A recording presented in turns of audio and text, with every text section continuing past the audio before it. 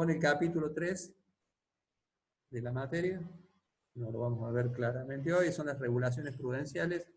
Vamos a ver cuáles son los motivos por los cuales el sistema financiero tiene que ser regulado, en esto que yo le llamo este gran hermano que es el Banco Central, que tienda a defender los intereses de determinado sector de los depositantes. Vamos a hablar un poco de eso.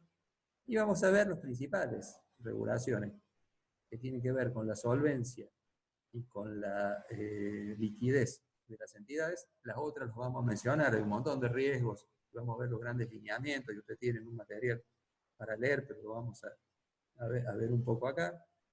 Vamos a ver de dónde nace toda esta regulación a nivel mundial, que es las recomendaciones de Basilea, y los 3 pilares que se aplican al respecto. Vamos a hablar, no en esta clase, quizás tampoco en la próxima, sino la otra de política macro y microprudencial. Todo lo que vamos a ver hoy y la que viene es microprudencial. Después vamos a ver qué es la política macroprudencial y el rol que eso tiene. Vamos a hablar de capital regulatorio y económico, eso sí vamos a ver ahora. Vamos a hablar también de un tema que parece un trabalengua, que es la prociclicidad. Vamos a ver qué es lo que es eso. Y seguramente vamos a ver un poco de gestión integral de riesgo, y hasta ahí la clase de hoy. Después lo que es prueba de estrés y todo lo que tiene que ver con liquidez y demás, eso lo vamos a ver en la clase que viene. Lo que no vamos a ver en el teórico de este capítulo es lo que tiene que ver con lo que antes se llamaba fraccionamiento y grabación de riesgo crediticio, que ahora se llama grandes exposiciones de las entidades, y la clasificación de deudores y las operaciones con vinculados. Eso lo van a ver en el práctico con Marcelo en el marco del capítulo 7. Eso usualmente lo veíamos acá, no tiene sentido, es un tema bastante simple, el enfoque que lo vemos, no tiene sentido de alguna forma duplicar el tratamiento. Así que mejor lo damos en el práctico con algunos ejemplos y demás, y le damos otra profundidad. Y por último, las inmovilizaciones. ¿Cuál es el tratamiento de los activos inmovilizados por parte de la entidad en función de que una inmovilización exagerada en una entidad financiera tiene el problema de que, sobre todo una inmovilización exagerada, fondeada con depósitos, tiene el problema que vos tenés que pagar permanentemente intereses por los depósitos y no tenés flujo para poder generar flujo disponible para poder cumplir con ese pago. Pero bueno, eso vamos para la clase que viene, ese es un repaso, vamos para adelante. Hay una cuestión que es muy cierta. El sistema financiero puede producir lo que se llama externalidades. Cuando un sector produce externalidades, que pueden ser positivas o negativas, pueden ser costos o beneficios, sobre el resto de los sectores, sobre el resto de la sociedad. En ese caso, como el sistema financiero está totalmente interconectado con prácticamente todas las actividades económicas y prácticamente todas las actividades que los agentes económicos realizan, esto tiene, insisto, estas fuertes externalidades, que en general no están totalmente incorporados en los cálculos que motivan las decisiones tomadas individualmente por los distintos agentes. Ejemplo, yo soy una pyme, tengo tomado un crédito y proyecto que ese crédito va a ser renovado por los próximos, digo cualquier cosa, 3, 4 años, lo cual me va a permitir financiar un proyecto de inversión. Y eso puede no ser cierto en Argentina. ¿Cuántas veces se han dado de que hay procesos disruptivos en el mercado financiero que evitan, más que evitar, que impiden, palabra correcta, impiden que pueda haber una continuidad razonable en el financiamiento? Y por otra parte, eso desde el punto de vista del tomador de crédito, pero por otra parte los banqueros tampoco toman en cuenta estos impactos positivos y negativos que sus decisiones tienen sobre el conjunto de la economía y probablemente por el resto del sistema. Ejemplo, una entidad financiera toma decisiones de riesgo crediticio muy audaces, ¿sí? Por no decir muy exageradas, y eso puede generar, por ejemplo, que esa entidad financiera empiece a tener problemas, que eso contagie el resto del sistema y que en última instancia eso genere una crisis bancaria, una corrida sobre los depósitos. Esto es lo que llamamos las externalidades que el sistema financiero muchas veces no tiene en cuenta. Y sobre todo, esa falta de tomar en cuenta ese punto afecta una de las principales características del sistema financiero, que tiene que ver con la especialización que tiene el sistema para obtener y procesar información de mercado. En esto de que hablamos en la primera clase de del riesgo de la información asimétrica. O sea, la relación de largo plazo que las entidades tienen sobre fundamentalmente sus clientes tomadores de préstamo hace que la entidad necesariamente tenga que llevar un monitoreo sobre el cumplimiento de estos clientes. Y eso, sin dudas, que es una externalidad positiva al generar buenas decisiones de riesgo crediticio. Ejemplo, el banco XX me prestó a mi plata, ¿sí? Me prestó 200 lucas, no la pago. Un mes, 2 meses, 3 meses, un año. Voy a aparecer en la central de deudores del Banco Central con una situación 5, que se llama, una situación de incumplimiento. Con lo cual, si yo voy a pedir plata a otra entidad financiera, no me la va a prestar, porque esto es irregular con una. Y eso es deseable desde el punto de vista crediticio, porque mejora, sin dudas, los ratios de mora de las entidades y mejorando, por supuesto, la capacidad de préstamo del sistema y sobre todo la salud en cuanto a la solvencia del mismo. ¿Okay? ¿Cuáles son las externalidades positivas? Por un lado tenemos el efecto sobre el crecimiento económico, que dijimos que el crédito es la sangre del crecimiento económico, es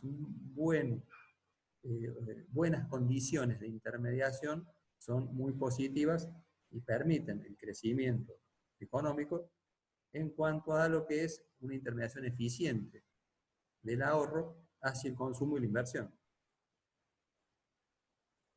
Esto, a su vez, genera un incentivo adicional a un aumento en la tasa de ahorro. Si un sistema financiero es sólido, es estable, es rentable y tiene condiciones atractivas, va a hacer que muchos inversores prefieran, de alguna forma, colocar sus ahorros en una entidad financiera y no ir al mercado de capitales a buscar esos rendimientos. ¿Sí? Y peor, no ir a colocar sus ahorros en inversiones en el exterior, ¿sí? Que es lo que habitualmente los argentinos nos encargamos de hacer. Cuando decimos en el exterior, no solamente es el inversor que compra un treasury de Estados Unidos o una acción del Standard & Poor's 500, sino puede ser también simplemente cualquiera de nosotros que compra dólares y los guarda en el colchón de su casa. Claramente ahí lo que está haciendo es sacando recursos del país. A eso es lo que llamamos los incentivos para incrementar la tasa de ahorro. Y por otra parte, la otra externalidad, lo que dijimos antes, la información como bien público. Es decir, no solamente tener y efectuar de manera eficiente la tarea de monitorear a los deudores, sino también la divulgación adecuada en tiempo y forma, divulgación íntegra, correcta de esa información, para todo el resto de la sociedad que tiene que tomar decisiones, no solamente de préstamo a nivel financiero, sino también a nivel comercial. Supongamos que una pyme va y le compra a una pyme alimenticia, por así decirlo, un mayorista de supermercado le compra a Arcor alguna mercadería. Si esta pyme tiene un mal rating crediticio, Arcor, ¿qué le va a decir? Poneme toda la plata junta y después te mando el camión. ¿Sí? Acá lo que se trata es que si tiene un buen rating crediticio, un buen track record, eso puede ser de alguna forma validado por la empresa productora, en este caso del ejemplo, eso claramente va a servir como una externalidad positiva en la economía. Pero también tenemos las externalidades negativas. Estas externalidades negativas están sujetos, ahí te lo paso rápido porque ya medio que lo hemos visto, pero eso está sujeto a los riesgos sistémicos que tiene el sistema. ¿Cuáles son las dos fuentes principales de vulnerabilidad? Por un lado, el descalce plazo, y por otro lado, el alto leverage.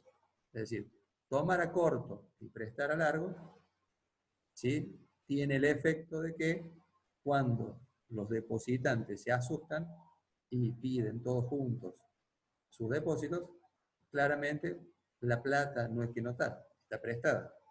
Con lo cual se genera el fenómeno de que el primero que llega a la ventanilla cobra, y eso acelera las corridas bancarias. Y esto, de alguna forma, está potenciado por el alto leverage, es decir, la elevada proporción de recursos de terceros que administran las entidades financieras. Cuando se produce algún problema producto de principalmente estos factores de vulnerabilidad y una entidad financiera empieza a tener problemas, se produce otra externalidad negativa, que es el riesgo de contagio. Así como hoy tenemos el riesgo de contagio del virus, esto es, salvando la distancia, es muy parecido. Una entidad financiera que tiene problemas, y que eso se sabe públicamente, si no hay una acción muy rápida del Banco Central y si el gobierno de ese país no tiene una red de seguridad bien constituida, automáticamente los inversores asimilan entidades parecidas con el problema. Y el contagio se produce en forma casi inmediata, en esto de lo que se llama el efecto manada. Cuando todos escuchamos que una entidad tiene problemas, no nos preocupamos para ver si eso realmente es cierto. Vamos a lo que dice el punto siguiente, a la profecía autocumplida. Creo que ya lo dijimos en algún momento en las clases anteriores. Si todos los que integran esta cátedra tienen sus ahorros en el Banco Facultad Sociedad Anónima, y en una conversación alguien les dice que el Banco Facultad tiene problemas, lo primero que hacen es decir, profe, ya vengo, y se van a retirar los depósitos. Con lo cual, como externalidades negativas tenés los riesgos sistémicos producto de las vulnerabilidades del sistema, que lo que hace es impactar sobre el riesgo de contagio de las entidades. Después, en el capítulo de crisis bancaria, vamos a ampliar estos puntos y vamos a ver cómo son los mitigantes para disminuir este riesgo. No se puede evitar porque es propio del negocio bancario. ¿Por qué digo que es propio del negocio bancario? El descalce plazo es fundamental para que la entidad sea rentable. Transformar depósitos de corto plazo en préstamo a largo plazo es crucial para la actividad económica. Y es una tarea indelegable y fundamental de los intermediarios financieros. Y lo mismo, como es una actividad que básicamente es de alto volumen, ¿sí?, porque si fuera una actividad que se basa fundamentalmente en el margen, las tasas de interés probablemente serían, pues, spread de tasa, la diferencia entre la activa y la pasiva sería tan alto que no le serviría a los distintos agentes económicos.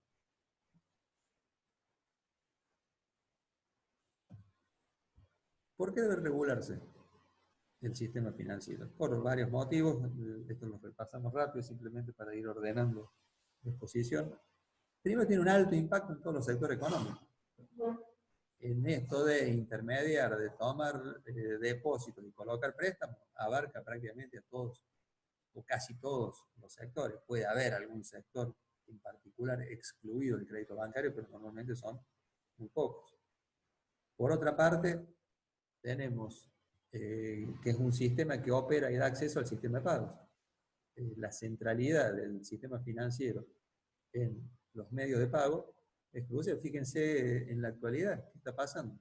Con esto de la pandemia y que mucha gente no puede salir de su casa y no tiene un home banking, ¿cómo hace para pagar los préstamos? ¿Cómo hace para retirar efectivo? ¿Cómo hace para transaccionar en ese sentido? Eso ha contribuido a una caída adicional en las actividades económicas, sin lugar a dudas. Imagínate si no tenés una tarjeta de crédito, ¿cómo podés hacer pagos desde tu casa?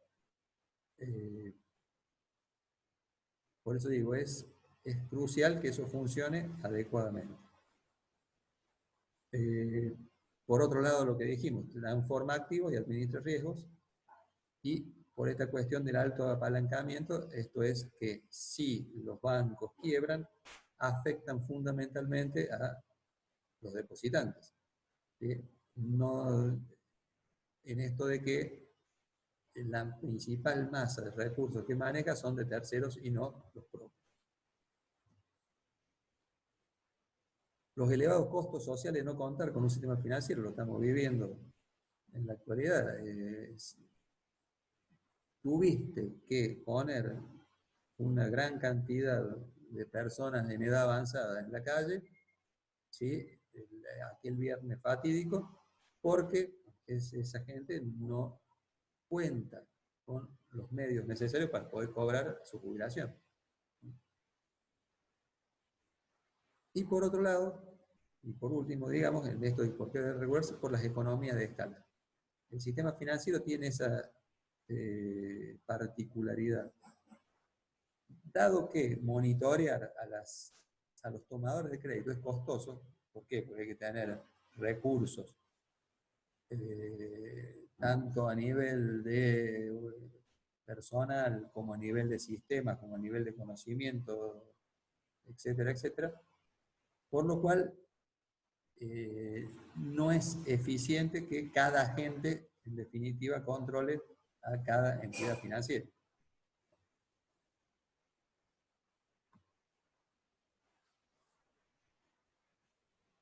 La fragilidad del sistema financiero es un poco lo que veníamos hablando, esto de los encajes fraccionarios. Es decir, al crear dinero de manera secundaria, esto hace que las entidades no cuenten en forma permanente con el 100% de los depósitos que eventualmente podrían ser sujetos a una corrida. Y acá hay una gran discusión, es por qué no dejar que la disciplina del mercado funcione sola. Es decir, a ver, que las fuerzas del mercado guíen a demandantes y oferentes de servicios financieros y del mercado monetario a que en particular se puedan autorregular. Y por una razón muy simple. Cuando hay una corrida bancaria, no hay manera que el sistema se autorregule. Lo hemos visto, por ejemplo, en otros mercados. Por ejemplo, en esta caída de la bolsa americana, producto de los efectos potenciales de la pandemia percibidos por los inversores, no solamente cayó el mercado accionario, que era lógico, porque se supone que las empresas van a ganar menos en el corto plazo, sino también todo tipo de mercados, de bonos corporativos de bonos corporativos de grado de inversión, de bonos corporativos de high yield, de mercados emergentes, etcétera, etcétera. Se cayó todo. ¿Por qué? Por una cuestión de que muchos de esos mercados están interconectados. y necesitas hacer liquidez en uno para cumplir con los compromisos en el otro. O sea, claramente tuvo que intervenir el FED con toda esa batería de instrumentos para poder nuevamente regular el mercado. O sea, cuando hay una pérdida de confianza, claramente hace falta de que la mano invisible o no tan invisible del Banco Central, en este caso, contribuya a solucionar el problema. Pero de nuevo, insisto, esto vamos a profundizar en el capítulo de crisis bancaria. Estas regulaciones prudenciales, como dijimos, están relacionadas con los distintos conceptos de riesgo. Y partamos de la base que el negocio bancario es un negocio de riesgo. Es un negocio que se basa en la administración eficiente del riesgo.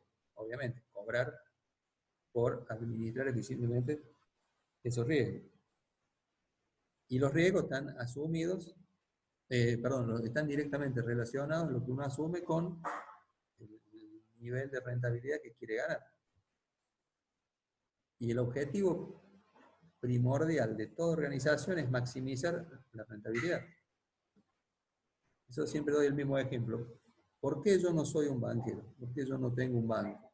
Porque en mi modelo de banco, mi estado patrimonial sería el siguiente. Activo, 100. Pasivo, 100. ¿Cuánto sería el patrimonio neto? 0. ¿Cuál sería el ROE? ¿Cuál sería la rentabilidad sobre patrimonio? Infinito. O sea, sin poner un peso puedo llegar a ganar infinito. ¿Y qué tiene que ver eso con lo que estamos diciendo? Que para poder ganar infinito voy a tener que tomar riesgo muy elevado. ¿Y qué me voy a preocupar por el riesgo si toda la que pierdo no es la mía, sino que es la de los otros? ¿Okay? Eso es lo que hablamos del objetivo de maximizar la rentabilidad. Digo, un sistema financiero tiene que ser rentable, sí o sí. Es una manera de irlo capitalizando. Pero no al extremo de tomar riesgos exagerados, porque después ocurren crisis de proporción, como fue, por ejemplo, la del 2008. ¿Cuál es el concepto del riesgo? ¿Y cuál es la diferencia entre el riesgo y la incertidumbre? El riesgo es algo que se puede medir de alguna manera, si bien es un cálculo contingente, pero de alguna forma puedo encontrar parámetros para medirlo. La incertidumbre no tiene manera de medirlo.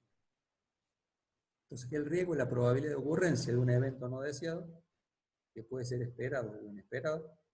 O sea, esto de la pandemia claramente fue un efecto inesperado, no estaba en los modelos de cálculo probabilístico de ninguna, al menos ningún banco de inversión.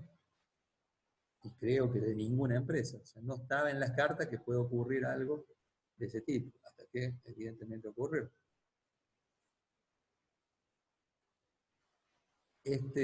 Podría haber sido un cataclismo, un terremoto, alguna cuestión de eso.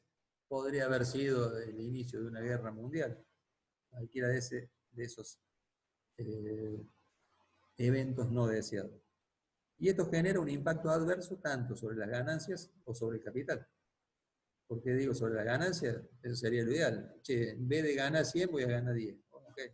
Pero en estos casos va a haber seguramente, ojalá que sea lo mínimo posible, los bancos centrales y los gobiernos están haciendo todo lo posible para que las pérdidas en términos económicos y en términos de caídas de empresas, de quiebras, etcétera, sea el menor posible. Asumir riesgo, ¿qué implica? La posibilidad de perder, la probabilidad que el resultado real difiera del proyectado, ¿sí? Porque uno puede de alguna forma ganar, pero es como hablaba con el gerente de una empresa multinacional el otro día. ¿Y cómo le va ahí? No nos va tan mal, pero estamos al 50% del nivel proyectado de ganancia. Digo, tenés que hacer una fiesta, está con champán si está en esta circunstancia, está en esos niveles, pero básicamente es eso. Y por otro lado, asumir riesgo implica una variabilidad de los resultados.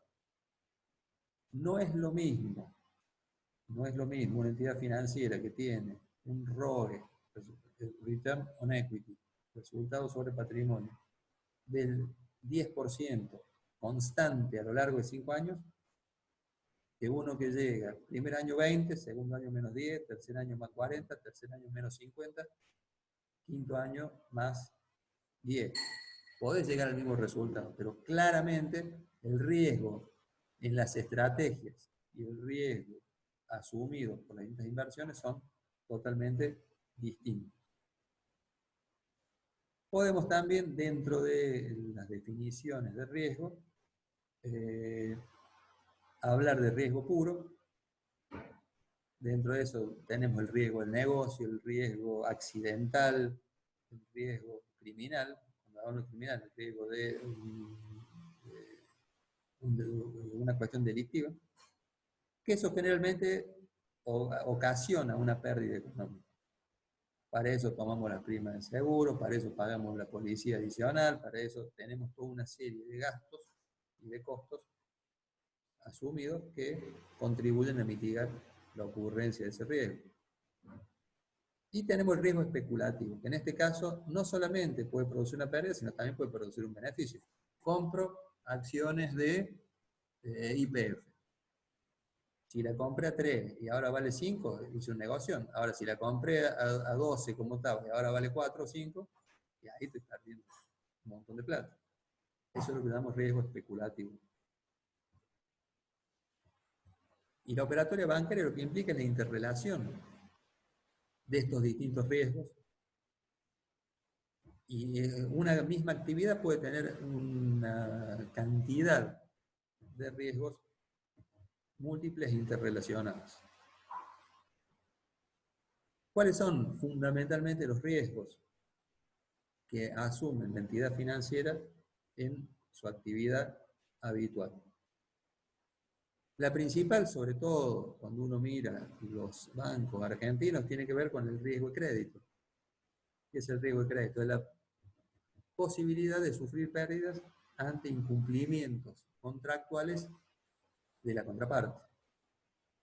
Es decir, le presté plata a mi primo no me la devuelve, al día del vencimiento, ahí se constituye un incumplimiento. Eso es riesgo de crédito. Este riesgo de crédito involucra dos cuestiones adicionales. Una es lo que se llama el riesgo de crédito de contraparte. Esto es nuevo, parece un trabalengua. Esto es relativamente nuevo y se dio mucho en el 2008, en las postrimerías de la crisis. Por ejemplo, tenés el banco A y el banco B. El banco A le presta plata al banco B y el banco B le pone en garantía títulos por un valor similar a esa asistencia. ¿Ok? A le presta plata, B le da títulos en garantía. Al vencimiento, como B es un muy buen cumplidor, le devuelve esa plata. Capital más interés. Y en el mismo momento en el cual el banco A, que es el que había prestado, recibe los pesos, automáticamente se declara en quiebra y no le devuelve los títulos al banco B. El banco B ha puesto en garantía. Miren qué interesante. El que asume el riesgo, sí, que es de préstamo, es el que cobra, y el que teóricamente es a quien le prestan, pierde el valor equivalente por la garantía. Esto es lo que se llama riesgo de crédito de contraparte. Ahí está la definición: riesgo de una contrapartida puede incurrir en incumplimiento antes de la liquidación definitiva de los flujos de caja, operaciones tales como repos, derivados, etc. ¿Por qué digo en el 2008? Porque ahí se hacían habitualidad de este tipo de operación. Insisto, cuando veamos el capítulo de securitización vamos a profundizar sobre esta cuestión. Como van a ver, casi todos los conceptos que vamos viendo durante el dictado, esto lo vamos a ir necesitando utilizar en el resto de la materia, así que es muy bienvenido, ¿sí? La pueden llevar evidentemente al día.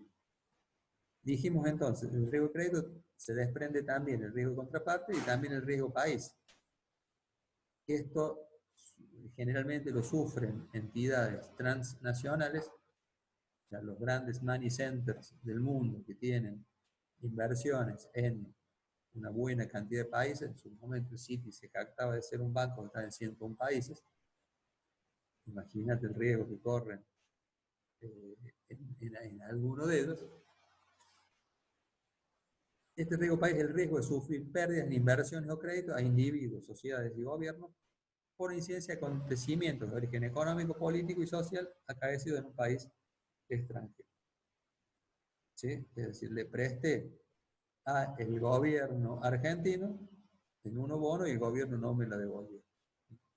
Lamentablemente usamos el tema del gobierno argentino y hemos tenido ejemplos suficientes al respecto.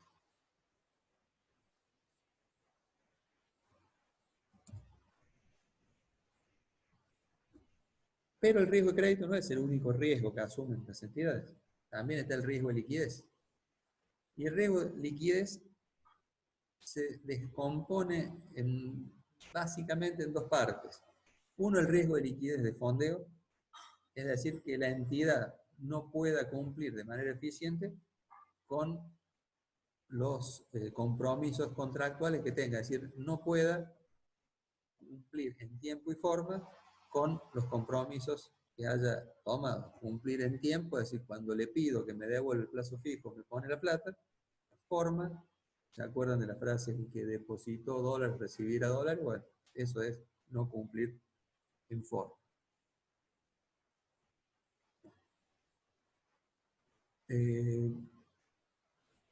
Por otro lado, tenés el riesgo de liquidez de mercado. Es decir, para poder devolver en tiempo y forma y cumplir con los compromisos asumidos, esto es lo que está reflejado en el pasivo de la entidad financiera, es el flujo de caja de egresos que tiene la entidad. Muchas veces la entidad lo que hace es mantener activos líquidos dentro de su activo total para poder venderlos, ¿sí? Disponerlos a valor razonable al momento de necesitar. Eso es lo que llamamos riesgo de liquidez de mercado. ¿Qué pasa si en ese momento, los títulos que tengo, títulos valores que tengo en el activo, por una cuestión X, no se pueden vender, no hay comprador? Es decir, no hay suficiente mercado secundario, está alterado el mercado. Claramente voy a tener un problema de liquidez, no voy a poder cumplir con el primer punto. ¿Ok? Eso es el riesgo de liquidez, después vamos a profundizar bastante en detalle. Después tenemos el riesgo de mercado. El riesgo de mercado es, en resumidas cuentas, lo que en materia contable se llama el mark to market o valuación a valores de mercado. Es decir, ¿qué pasa cuando tengo un portafolio de títulos, valores, ya sea públicos o privados, que tienen cotización habitual en los mercados? Yo todos los meses, desde el punto de vista contable, pero desde el punto de vista del seguimiento del riesgo, que tengo que hacer diariamente, tengo que evaluar esa posición a su valor de mercado. Y esto pueden tener fluctuaciones. Si tengo activos que son muy volátiles, van a fluctuar más. Si tengo activos que son menos volátiles, van a fluctuar menos. Pero esta fluctuación puede, de alguna forma, generar pérdidas que en algunos casos pueden ser sumamente importantes para las entidades.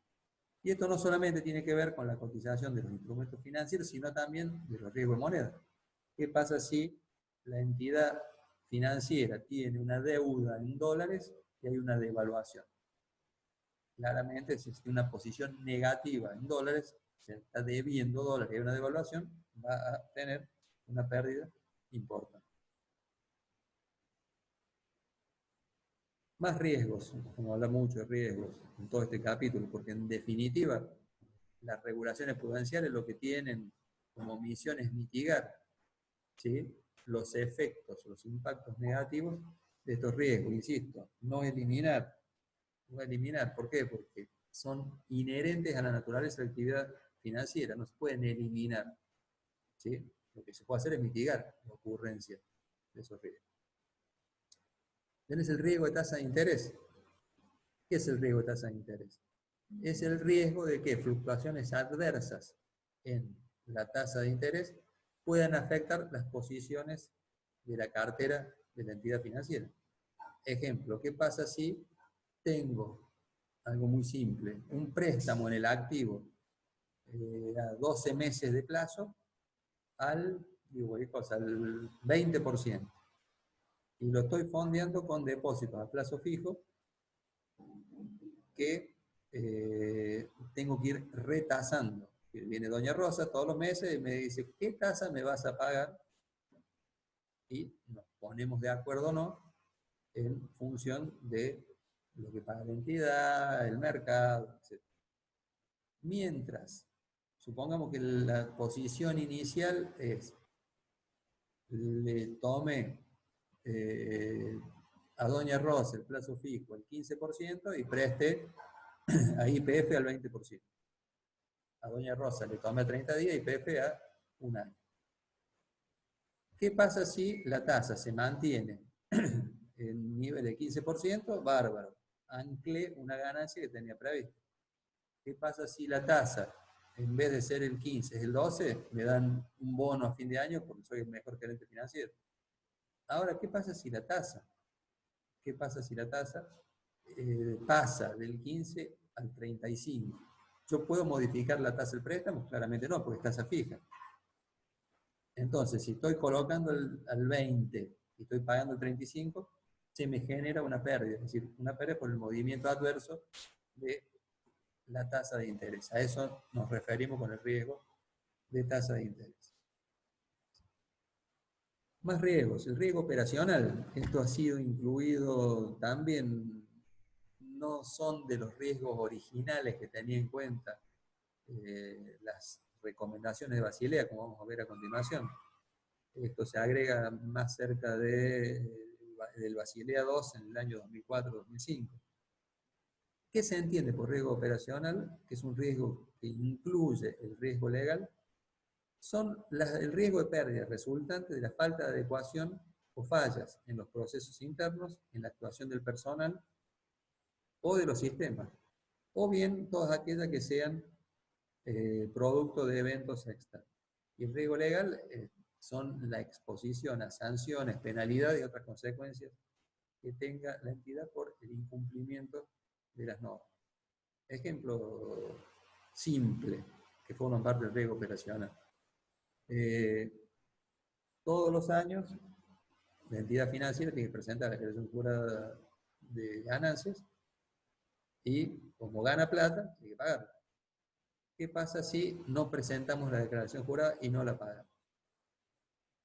Vamos a tener multas y otro tipo de sanciones, ¿sí?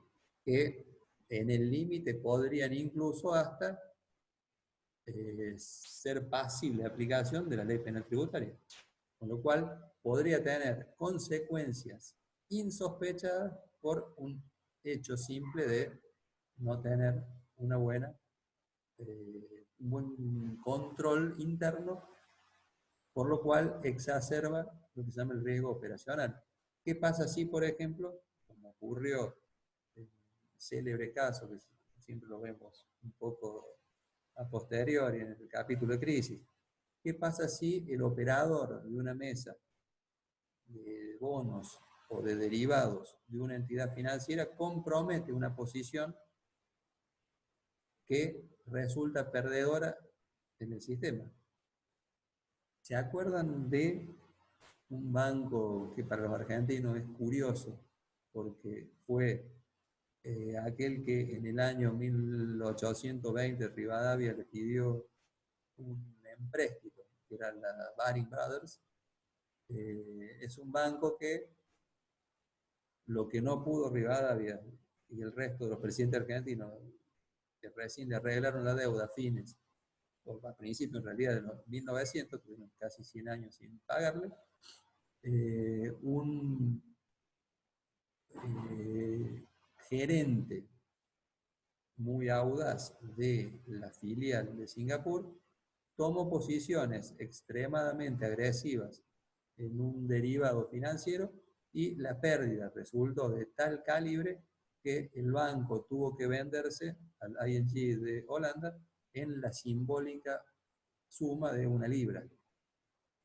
Obviamente, ¿por qué digo simbólica? Porque no es que pagó 1 libra, sino que se hizo cargo de todo un pasivo fenomenal que tenía esa entidad. Eso es riesgo operacional. Falló el control interno y un empleado tomó una posición que hizo que el banco tumbe.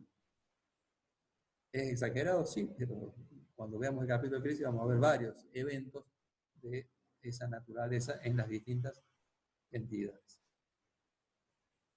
¿Qué otro riesgo tienen las entidades? Hay algunos más, todavía vamos a charlar un poquito de lo que nos falta. El riesgo estratégico.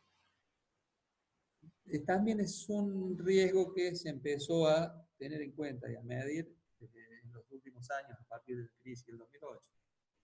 Es el procedente de una estrategia de negocios inadecuada o de un cambio adverso en las previsiones, parámetros, objetivos y otras funciones. Ejemplo, y creo que es el más claro, un riesgo estratégico importante fue cuando las principales entidades bancarias de Estados Unidos asumieron, mejor dicho, más que asumir, se prestaron al desarrollo de los préstamos de hipotecas de baja calidad. Es un mercado que los bancos, en general, no, el segmento subprime, como se le llama, es un segmento que los bancos en general no conocían porque era un segmento mucho más atendido por denominada fintech, que tenían un poco más de conocimiento, o las compañías de ahorro y préstamo para la vivienda, en Estados Unidos se llaman los FRIPS. Y no los bancos, y los bancos se metieron en eso y les resultó absolutamente gravoso, en algunos casos, haber generado un producto para el cual no estaban totalmente ni capacitados desde el punto de vista operativo, ni habían analizado adecuadamente el riesgo. Tuvieron fuertes pérdidas producto de un error en la estrategia de negocios de la entidad. Hay muchos más ejemplos, ¿no? Pero ese creo que es el más relevante para definir este tipo de riesgo. Después tenés el riesgo de concentración, que es el riesgo a las exposiciones, grupos de exposiciones con características similares, ya sea por el deudor, ya sea por el área geográfica, ya sea por el sector económico, o que estén cubiertas por el mismo tipo de garantía. Vamos con ejemplos. Mismo deudor, ¿qué pasa si le presto a YPF más del X% de mi portafolio? En realidad, supongamos que el 50% de la cartera activa de una entidad financiera sean préstamos, bonos, etc. Todos riesgo YPF. Si YPF quiebra, ese banco quiebra, no hay forma de que puedas subsistir a un evento de esa naturaleza. Por eso se busca la diversificación. No digo, ni mucho menos que vaya a quebrar YPF, estoy dando un ejemplo burdo, simplemente para que se entienda el concepto. ¿Qué pasa si, no sé, estamos en la ciudad de New Orleans, somos un banco exclusivamente local y le prestamos solamente a empresas, individuos de la ciudad? Vino el huracán Katrina y en 6 horas se llevó puesta toda la ciudad. Las empresas desaparecieron bajo el agua, las casas que eran garantía de los préstamos hipotecarios tenían 2 metros de agua adentro, la gente perdió su trabajo. Es una entidad que tuvo una pérdida muy importante simplemente por haber concentrado sus actividades en una sola área geográfica. O lo mismo en un sector económico. ¿Qué pasa si toda mi actividad la dedico al sector automotriz? Le presto a las principales automotrices en cuanto a empresas, le presto a los empleados, ¿sí?, de las automotrices exclusivamente.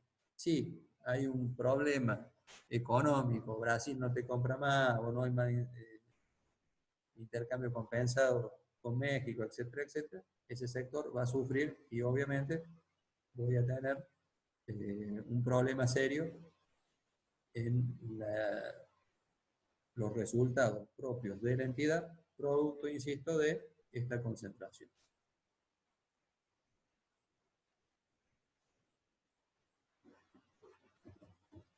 Con perdón de la palabra, el riesgo reputacional. ¿Qué es eso?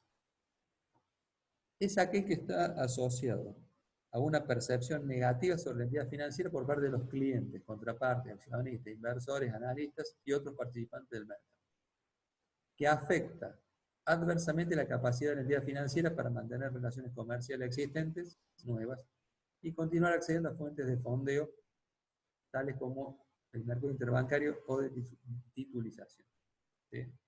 Vámonos a ver. ¿Qué es el riesgo reputacional?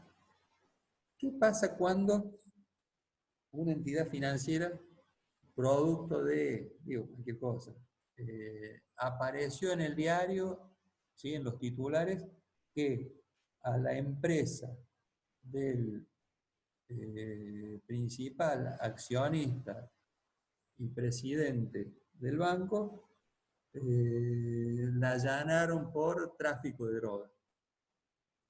Resulta que el muchacho se dedicaba no solamente a la banca, sino a ese tipo de actividad. ¿Qué va a pensar un depositante cuando lee eso en el diario? Y lo más probable es que piense que la entidad pueda empezar a tener problemas. Por lo tanto, seguramente va a correr y va a retirar su fondo. En el peor de los casos. En el mejor de los casos va a decir: esta entidad es más riesgosa, por lo tanto, la tasa de interés a la cual le voy a colocar va a ser más alta. Por eso habla de que afecta adversamente la capacidad de la entidad financiera para mantener relaciones comerciales. Muchas empresas no van a querer seguir interactuando con esa entidad financiera, producto de que ese riesgo reputacional, esa imagen negativa de la entidad te puede llegar a arrastrar. Supongamos que esa entidad, digo cualquier cosa, ¿no?, esa entidad tiene una alianza estratégica en cuanto a la financiación de Toyota. Toyota, una empresa de primera línea, el banco es un banco de primera línea. ¿Sí? Entonces hacen publicidad juntos, compra el Toyota, que es un buen auto, y te lo financia este banco. Salen todos los diarios el Chapo Guzmán, el dueño del banco. Imagínate la gente de Toyota. ¿Sí? Va a decir: este tipo de publicidad no me conviene, ese negocio se va a dejar seguramente de hacer. Por eso hablamos de afectar la capacidad de la entidad de mantener relaciones comerciales. Doña Rosa se te va a llevar la plata. Es la imposibilidad de continuar accediendo a fuentes de fondeo. Ni que hablar del mercado interbancario. Es la asistencia que se prestan en el mercado las entidades financieras. Si una entidad tiene un riesgo de ese tipo, claramente va a perder esa posibilidad. Esto es lo que se llama el riesgo reputacional. Y es uno de los riesgos mucho más difíciles de medir, porque muchas veces te puede afectar y de una manera absolutamente tangencial. Y no por eso menos importante. Les doy un ejemplo. En el año 2000 existía una empresa en Estados Unidos que se llama WorldCom, que se dedicaba al tema de comunicaciones. Es una empresa que cotizaba en la bolsa y vieron cómo en este momento de Tesla y algunas otras eran esos bright spots. Todo el mundo quería comprar esa empresa porque tenía una tasa de crecimiento importante, venía adquiriendo otras empresas, etcétera, etcétera. Un analista de Citibank emitió, obviamente, un análisis muy bien fundamentado. Supongamos que la acción valía 20, no me acuerdo exactamente, $20. El tipo dijo: recomendación, lo que se llama strong buy, o sea, recomendación de compra, precio objetivo, 40. Si hago un analista reputado, te dice, y encima un analista trabaja para el Citibank, te dice, che, esta acción de 20 se va a ir a 40. Y vos no pones una ficha ahí. La realidad es que al año no valía 40, valía 0. Se descubrió que era todo un fraude contable y la empresa quebró. Si bien el banco, ¿sí?, para el cual trabajaba ese analista se quiso despegar de esa situación diciendo que son las opiniones propias del analista, etc., los inversores le hicieron, se llama un class action suit, un juicio de acción de clase, y esto derivó luego en un proceso judicial a que el Citi tuviera que resarcir a los inversores en una suma cercana a los 2.000 millones de dólares, 2 billones. Era una cosa descomunal lo que tuvo que perder el Citi por esa acción infausta de un analista. Eso es claramente un buen ejemplo de los impactos negativos que puede tener un riesgo reputacional. El riesgo de titulización simplemente lo vamos a nombrar, esto lo vamos a ver en detalle en el capítulo que viene cuando hablemos de securitización. Simplemente definir qué es la titulización es la posibilidad de convertir activos ilíquidos en títulos con cotización habitual en los mercados, es decir, transformar carteras de crédito en títulos que se negocian en los mercados. Estas operatorias de titulización tienen como riesgo qué pasa si vos colocas préstamos para poder securitizar, es decir, para poder empaquetarlos y venderlos en el mercado, y justamente se cierra el mercado por alguna situación de riesgo propio de la economía. En ese caso es muy probable que tengas algún tema de efectos de liquidez o imposibilidad de financiamiento que puede ser gravosa para la entidad financiera. Pero bueno, esto lo vamos a ver bien en detalle en el capítulo 4.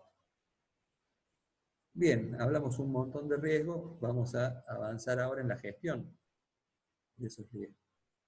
Lo primero que tengo que hacer es identificar cuáles son los riesgos, a qué nivel.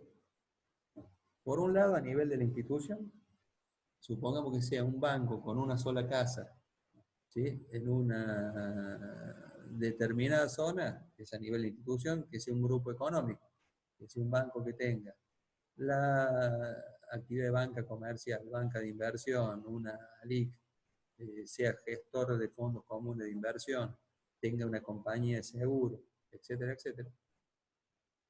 En ese caso hay que hacerlo a nivel de grupo económico, porque muchas veces el banco es sólido, pero por la agencia de bolsa puede tener un problema que contagie a todo el resto. Por línea de negocio, cada línea de negocio tiene que tener un mapa claro de riesgo, por línea de productos, y por supuesto a nivel operativo transaccional, donde también puedo llegar a tener problemas importantes. Digo, una cuestión bastante pava. ¿Qué pasa si una entidad financiera le tiene que devolver plata a el banco XX y se confunde de cuenta y se lo manda al banco ZZ, que son el Pirata Morgan y los Piratas del Caribe? Y le agarran esa plata, no se la devuelven más. Con lo cual, por eso tenemos que identificar, hacer lo que se llaman los mapas de riesgo de las entidades. Son procesos bastante complejos, donde participan profesionales realizando cálculos bastante sofisticados para poder llegar a medirlo en forma realmente precisa. Simplemente, ¿cómo es el esquema por un lado, del proceso, por un lado las políticas, los directorios de las entidades financieras tienen que definir las distintas políticas que tengan en cuenta todos esos rubros, producto, plazo, situación geográfica, contraparte, moneda, calce, es decir, a qué nos vamos a dedicar y cuáles son los riesgos que vamos a asumir. Esto tiene que ver con lo que se llama el apetito del riesgo de la entidad.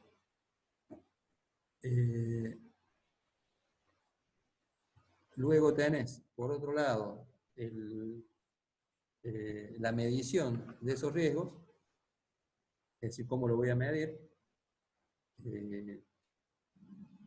si son liquidez por los gaps, si son activos de mercado por lo que se llama el value at risk, son distintas mediciones, estimaciones, ahí habla de backtesting, es decir, tomo una política y la pruebo qué hubiera pasado si en los últimos 1 año, 2 años, 3 años, hubiera tomado esa decisión, cómo me hubiera ido. Y por último, tenemos los límites. Es decir, cuáles son las alertas que debe fijar, cuáles son los distintos puntos que debo considerar para establecer planes de remediación de los riesgos y por último, obviamente, tener un plan de contingencia.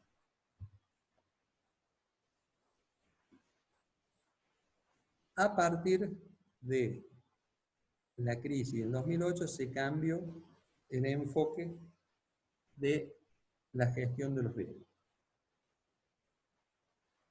Anteriormente se tomaban los riesgos en forma individual. O sea, la entidad tenía un gerente de crédito, tenía un gerente de operaciones, un gerente de financiero, un gerente legal, un gerente de sistemas, y cada uno reportaba desde su área a la gerencia general, al directorio, depende de dónde puede, los riesgos inherentes a su área.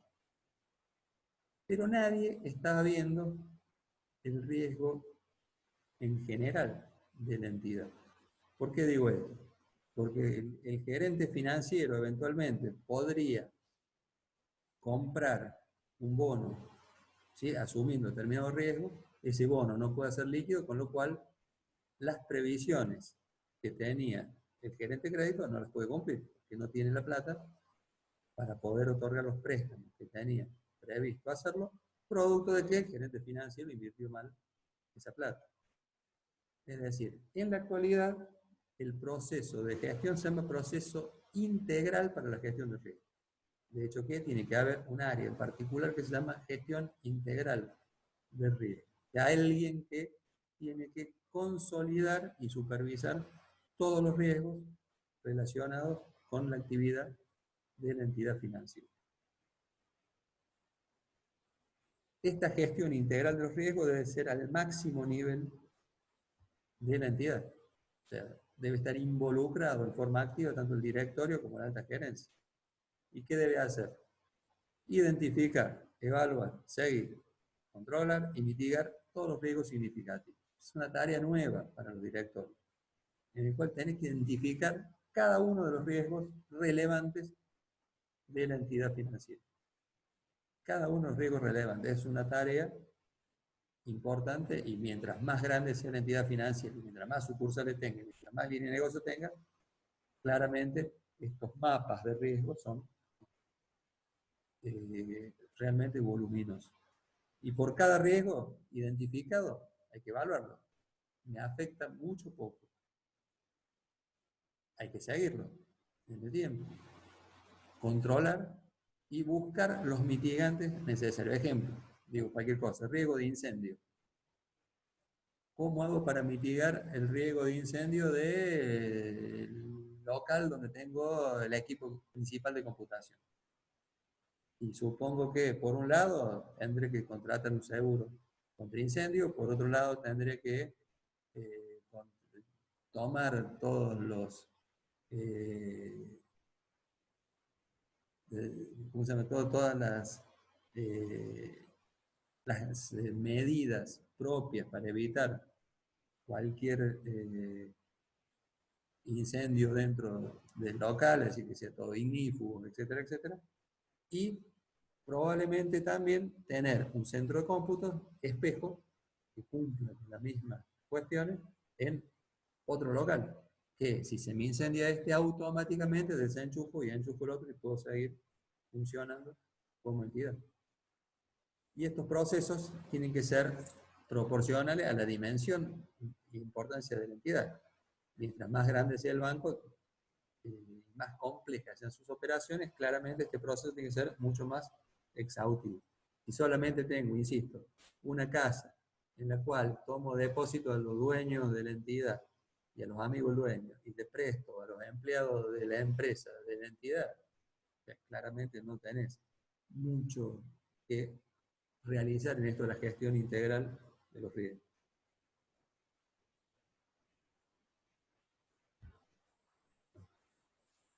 Estos riesgos están relacionados de alguna forma con la función de los bancos y asociadas a las dos palabrejas estas que vemos habitualmente que son liquidez y solvencia. En cuanto a la función de los bancos como prestatarios del servicio, prestamistas del servicio del sistema de pagos, ese riesgo claramente asociado a la liquidez. En cambio, en la función propia de intermediación por parte de la entidad, no solamente tiene que ver con la liquidez, sino también con la solvencia de la entidad. Si presta mal, probablemente vaya a tener un problema de solvencia. Es decir, que el valor del activo no sea suficiente para poder, en caso de liquidar a la entidad, cumplir con todos los pasivos asumidos. Y las regulaciones en cuanto a liquidez y a solvencia son las siguientes. Simplemente las mencionamos, después las vamos a repasar, no a todas, pero sí una por una. El riesgo de crédito y solvencia, vamos a ver el régimen de capitales mínimos, la clasificación y previsionamiento, previsión de deudores y el régimen de previsionamiento, y el de grandes exposiciones al riesgo, que cambia ese punto quedó del año pasado, en el medio cambió la denominación.